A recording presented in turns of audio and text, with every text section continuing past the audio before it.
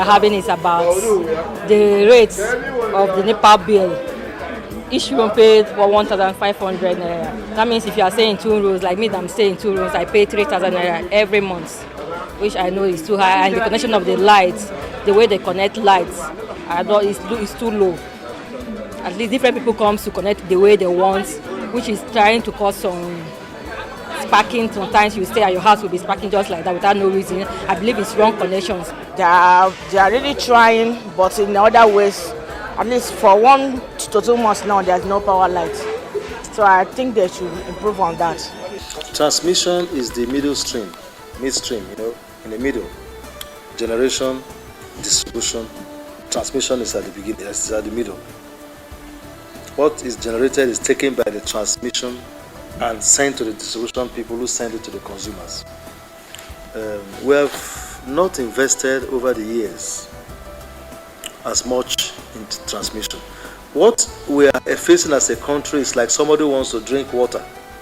You go and install all the facilities for the water, the pump, the overhead tank, and what to produce the water, but you don't have the facility to carry the water to the destination.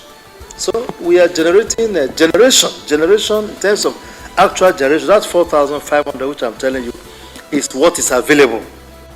It's not what we generate. We generate more than that. We generate somewhere over 6,000. But if you generate and it is not available, it's of no use. So we have something close, to over 2,000 that is stranded. And that's why we don't count it as what is available to the people. A foundation principle for the power sector reforms as enunciated in the EPSR Act is that for the sector to be financially viable throughout the power value chain, the end-user tariff must at least be at cost-reflective level. The tariff as it stands now is significantly below what is necessary for the sector. Nobody will ever be charged more than what they ought to pay, because the Nigerian Electricity Regulatory Commission actually is on the side of the consumer. There is reason to have some upward adjustment for a while. Take the telecoms for an example. When it first came, I remember paying nearly 25,000 naira for a SIM card and a line from MTN. Today it's 250 naira or 200 naira. So it will go up, but it will also come down, depending. It's a kind of demand and supply balancing system here. And when electricity vastly improves, I believe people are going to be willing to pay a little more. And when they know that in order to make sure that more power is delivered, a little more ought to be paid, I'm sure they will be willing to do that. But let's never forget one thing. Until today, and even if we improved or raised the tariffs by 25 to 50%, Nigeria still has the lowest tariffs in the whole of Africa. So we're doing very well. Government is very sensitive to the needs of the people and will not give them a burden they cannot bear. NEC makes sure that Nigerians are not shortchanged, and NEC also makes sure that the people who are putting their money themselves are not shortchanged, so that the tariff will be cost reflective, and tariff will also be reflective of the needs of the consumers. So NEC is a major albatross for both the consumer and the service provider.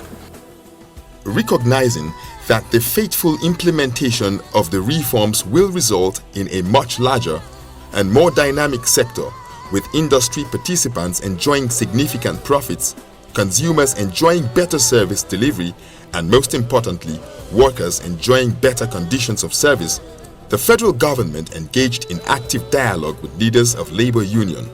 The engagement is finally bearing fruits. With the current development in the electric power value chain, it has become clear that the mission of the Ministry of Power to provide the nation with adequate and reliable power supply and efficient electric power industry will soon be realized. Mr. President means what he says and says what he means. Geregu is adding 434 megawatts to the grid.